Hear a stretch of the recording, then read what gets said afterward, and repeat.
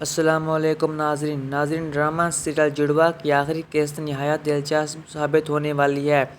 مظہر علی شاہ کو آخر کار اپنی پہلی محبت شازیہ کے بارے میں سب کچھ معلوم ہو جاتا ہے اور وہ اس سے ملنے نکل پڑتا ہے، مگر اس بار فرحت اپنی آخری چال چلنے کا فیصلہ کرتی ہے۔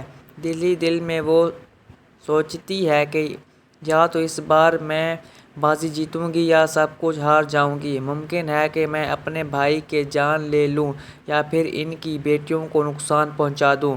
اگر ایسا ہوا تو بھائی صاحب کی ساری دولت میرے بیٹے کے نام ہو جائے گی، اور میرا بیٹا تو جانتا ہی ہے کہ بزنس کیسے سنبھالنا ہے۔ دوسری طرف زارا کو بھی اندازہ ہو جاتا ہے کہ فرحت کچھ نہ کچھ ضرور کرنے والی ہے، جس سے اس کے والد ایک بار پھر اس سے اور اس کی ماں سے دور ہو سکتے ہیں۔ وہ اپنے والد کے ساتھ ایک مضبوط ڈھال بن کر کھڑی ہو جاتی ہے تاکہ کسی بھی مصیبت سے انہیں بچا سکے، مگر مظہر علی شاہ کو یہ نہیں پتہ ہوتا کہ اس کے ساتھ معصوم سارا نہیں بلکہ زارا بیٹی ہے۔ وہ اپنی بیٹی سے کہتا ہے کہ میں نے تمہاری ماں کے ساتھ بہت برا کیا اور اب مجھے اپنے کیے پر شدید افسوس ہے۔ میں تب اپنی بہن کی باتوں پر یقین کرتا تھا، لیکن اب سچ سامنے آ چکا ہے۔ جب تک میں تمہاری ماں سے معافی نہیں مانگ لیتا مجھے سکون نہیں ملے گا۔ اس کے بعد وہ زارا کو بتاتا ہے کہ تمہارے نانا نے میرے ساتھ اچھا نہیں کیا، انہوں نے مجھ سے چھپایا کہ تمہاری ماں ابھی زندہ ہے۔ اگر مجھے سچ کا پتہ ہوتا تو میں کبھی بھی اسے اپنے سے دور نہ جانے دیتا۔ زارا سوال کرتی ہے، اب آپ کیا کریں گے؟ کیا آپ ماما کو واپس اپنے پاس لائیں گے؟ مظہر جواب دیتا ہے، پہلے مجھے ان سے معافی مانگنی ہے۔ اگر وہ مجھے معاف کر دیں تو میں انہیں ضرور اپنے ساتھ لے آؤں گا، کیونکہ وہ اب بھی میرے نکاح میں ہیں اور میں انہیں کبھی طلاق نہیں دی۔ مظہر علی شاہ اور زارا حیدرآباد پہنچ جاتے ہیں اور ان کے پیچھے عادل اور فرحت بھی آ رہے ہوتے ہیں۔ جب مظہر اپنی بیوی کو دیکھتا ہے تو اس کے قدم رک جاتے ہیں اور وہ سیدھا جا کر اس کے قدموں میں گر پڑتا ہے۔ وہ روتے ہوئے معافی مانگتا ہے کہ میں نے تمہارے ساتھ بہت غلط کیا، میں نادان تھا، مجھے کچھ معلوم نہیں تھا، میں اپنی بہن کی باتوں میں آ گیا، مجھے معاف کر دو۔ سارا جب اپنے باپ کو سامنے دیکھتی ہے تو گھبرا جاتی ہے اور کہتی ہے، بابا آپ یہاں کیا کر رہے ہیں؟ زارا جواب دیتی ہے، میں تمہارے پاپا کو یہاں لے کر آئی ہوں تمہاری مما سے ملوانے کے لیے۔ میں تم سے ایک بات چھپا رہی تھی، ہم دونوں بہنیں ہیں، ہمارا خون ایک ہی ہے۔ زارا کے نانا کو پہلے ہی اس پر شک ہوتا ہے اور وہ خاموشی سے کھڑے رہتے ہیں۔ تبھی اچانک عادل اور فرحت بھی وہاں پہنچ جاتے ہیں۔ فرحت اپنے بھائی کو اپنی بیوی کے پاس بٹھا دیکھ کر حیران رہ جاتی ہے۔ جیسے ہی مظہر علی شاہ معافی مانگتا ہے تو فرحت تیزی سے اس کے پاس آتی ہے اور اسے اٹھا کر کھڑا کر دیتی ہے۔ وہ غصے میں کہتی ہے، بھائی آپ یہ کیا کر رہے ہیں؟ کس سے معافی مانگ رہے ہیں؟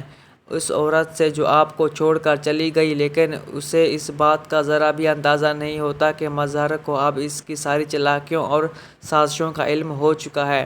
فرحت ایک بار پھر اسے بہکانے کی کوشش کرتی ہے، لیکن اس بار مظہر علی شاہ اسے صاف طور پر اپنی زندگی سے نکال دیتے ہیں۔ وہ اسے دھکا دیتے ہوئے کہتا ہے، مجھ سے دور ہو جاؤ، مجھے تمہاری کوئی ضرورت نہیں اور نہ ہی تمہارے ہار لگانے کی۔ فرحت کو اب سمجھ آ جاتا ہے کہ اس کے ہاتھ سے سب کچھ نکل چکا ہے، وہ یہ جنگ ہار چکی ہے، لیکن وہ ہار ماننے والوں میں سے نہیں ہوتی۔ وہ سب کے سامنے چلا کر کہتی ہے، میں نے اس مقام تک پہنچنے کے لیے بہت محنت کی ہے، اب اتنی آسانی سے اسے برباد نہیں ہونے دوں گی، میں اپنی منزل حاصل کر کے ہی رہوں گی۔ زارا جواب دیتی ہے، آپ کی منزل کیا ہے فرحت؟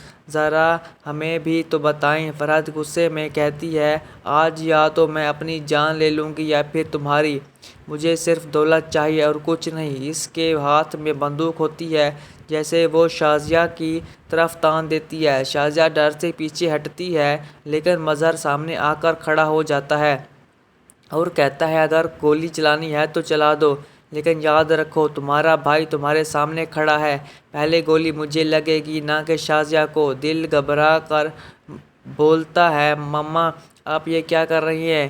نیچے رکھیے، کسی کو نقصان ہو جائے گا۔ لیکن فرحت بے قابو ہوتی ہے۔ وہ کہتی ہے مجھے کسی نقصان کی پرواہ نہیں، مجھے صرف دولت چاہیے، میں نے اس کے لیے ساری زندگی محنت کی ہے۔ زہرا چپ چاپ چالاکی سے آگے بڑھتی ہے اور بندوق چھیننے کی کوشش کرتی ہے۔ اسے دھکم پیل میں غلطی سے ٹریگر دب جاتا ہے اور گولی سیدھی فرحت کو لگ جاتی ہے۔ فرحت زمین پر گر پڑتی ہے۔ بادل بھاگ کر اپنی ماں کے پاس آتا ہے، وہیں عادل گھبرا کر کہتا ہے مما یہ آپ نے کیا کر دیا؟ ہم نے تو آپ کو روکا بھی تھا، مگر افسوس تب تک بہت دیر ہو چکی ہوتی ہے۔ اس طرح گناہ گار کو اس کے کرموں کی سزا مل جاتی ہے، جیسا کرو گے ویسا بھرو گے۔ فرحت نے جیسے ہی دوسروں کے ساتھ کیا آخرکار ویسا ہی اس کے ساتھ ہی ہوا۔ دوستو اگر آپ کو ہماری ویڈیو اچھی لگے تو سبسکرائب کر دیں تاکہ نئے اپڈیٹس کی نوٹیفیکیشن آپ کو بر وقت ملتی رہے۔ اپنا خیال رکھیں۔ اللہ حافظ۔